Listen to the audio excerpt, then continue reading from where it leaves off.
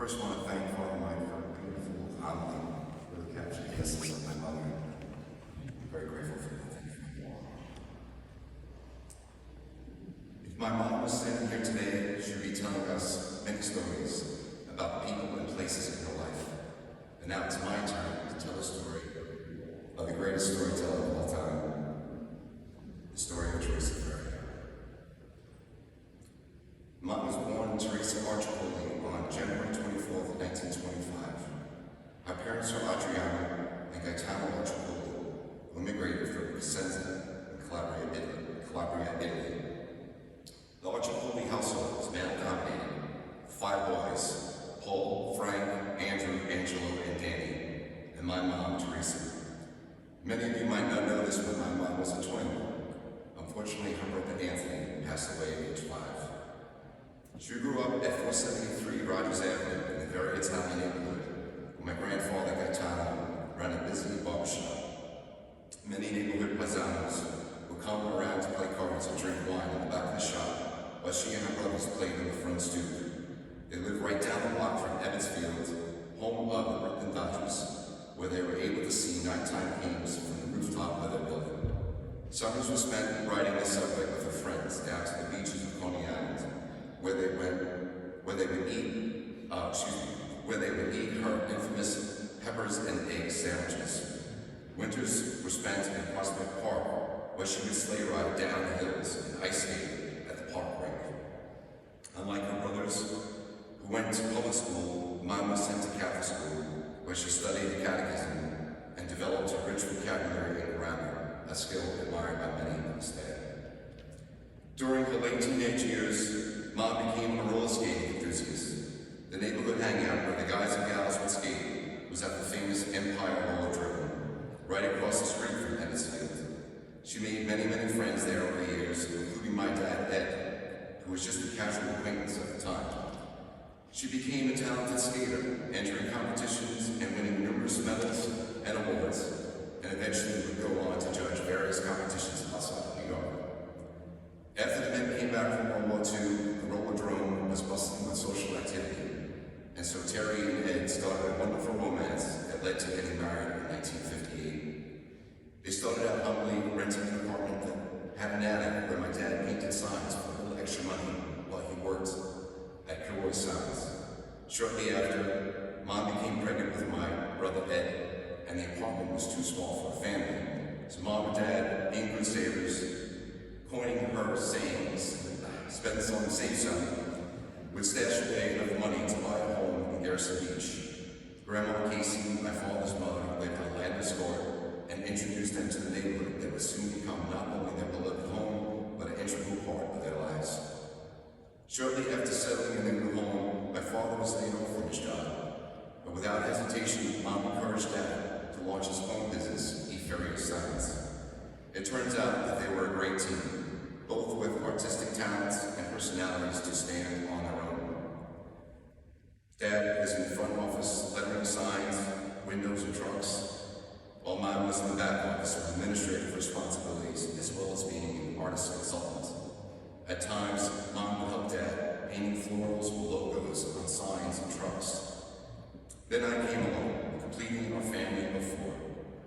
Work and family commitments aside, Mom and Dad always took time to keep a newlywed spark alive in their marriage. They took many dance lessons over the years and were talented ballroom dancers. They loved going to parties at the Court Club, the Knights of Columbus, with many of their friends, and did many weekend trips to the Borscht Belt and the Catskills.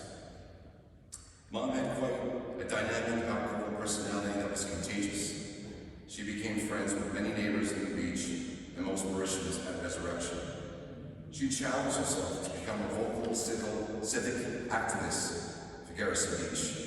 Along with Grandma Casey, she and her residents expanded the Garrison Beach Property Owners Association. As a child, I remember being dragged from house to house while Mom recruited neighbors to join the cause for a better community. I remember the monthly board meetings that she graciously hosted in our dining room. Mom played a leading role in the organization that acquired and developed the beachfront property known as Skate Beach. Generations of many families reminisce of spending wonderful summers in this cozy Cape oasis in the middle of Brooklyn. Ever since high school, Mom aspired to become an artist. While busy as a homemaker, she found time to develop her passion for the arts. She started out with oil painting lessons at Shooting Base High School education. Meeting other artists, she became intrigued by the more challenging techniques of watercolors. Mom immersed herself in art books, participated in lessons and workshops, and developed into a talented artist. She became an active member of the Brooklyn Watercolor Society and the Catherine Laurel Women's Art League, displaying her work at numerous shows and winning awards and accolades from judges and art club peers alike. Mom was also a well-respected demonstrator and teacher, instructing watercolor in adult education classes at Kingsborough, as well as conducting art demonstrations at art galleries and art shows. Eddie and I have many fond memories of helping Mom set up art exhibits, from street fairs at Greenwich Village to local museums and art galleries. As Dad went into retirement, he joined Mom in her passion for painting and accompanied her on numerous art workshops. They enjoyed countless trips to Rockport, Massachusetts, where she created many of her best works. Art was a never-ending pursuit, such an integral, fulfilling part of her life. Art was her oxygen. Along the way, Eddie and I each had 2 children, for a total of 4 grandchildren: Kyle, Jessica, Rachel, and Andrew Jr. Mom loved spending time with them and took pride in being their grandmother. She supported them in all stages of their life, never missing graduations, confirmations, sport games, music concerts, or any special events. She showered them with love, advice, and entertainment by recounting numerous stories from her picture-perfect memory. Mom was also a religious woman, attended Mass regularly at Resurrection, and always participated in church-related activities. While homebound in these last few years, she faithfully watched Sunday Mass on TV every week. Whatever adversity was thrown away, Mom had an attitude of gratitude. Coining another line of hers, God is good. Mom was motivated and a proud woman. Like my cousin Carolyn would say, Aunt Terry would accomplish more in the morning before Carolyn started her day. She loved to garden in her yard and took great pride in her flowers and plants. She loved to keep a clean house and cook tasty meals, like her infamous eggplant parmesan, and her delicious chicken and turkey dinners dubbed her the Queen of Fowl. Mom viewed life through the lens, of an artist, always taking the time to appreciate the beauty and intrinsic value of nature, landscapes, sunsets, flowers, and birds, to name a few. She would always reflect from the artist's palette, colors, shapes, contrasts.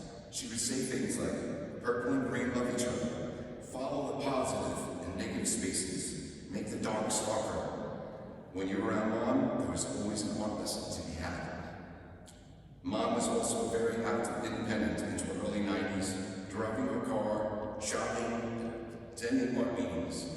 She had no problem venturing to new destinations and would always say, as long as the sun is shining, I won't get lost. However, 4 years ago, she was stricken with Guillain-Barré, an autoimmune disease that disabled her hands and confined her and feet and confined her to a wheelchair. It was a big blow to her independence, and she was depressed and discouraged at first. But when she got home from rehab, her energy, determination, and positive attitude came to life. Mom may have been physically handicapped, but her spirit and passion for living could not be disabled. Mom was assisted by 2 wonderful live-in aides, Theresa and Denise, who cared for and nurtured Mom, and for that we are forever grateful. She could be found out on the deck,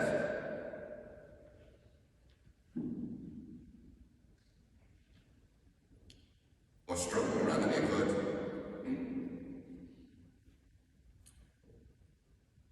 waving and calling to the neighbors as they walk by. And even with her right hand disabled, Mom managed to continue drawing and painting with her left hand.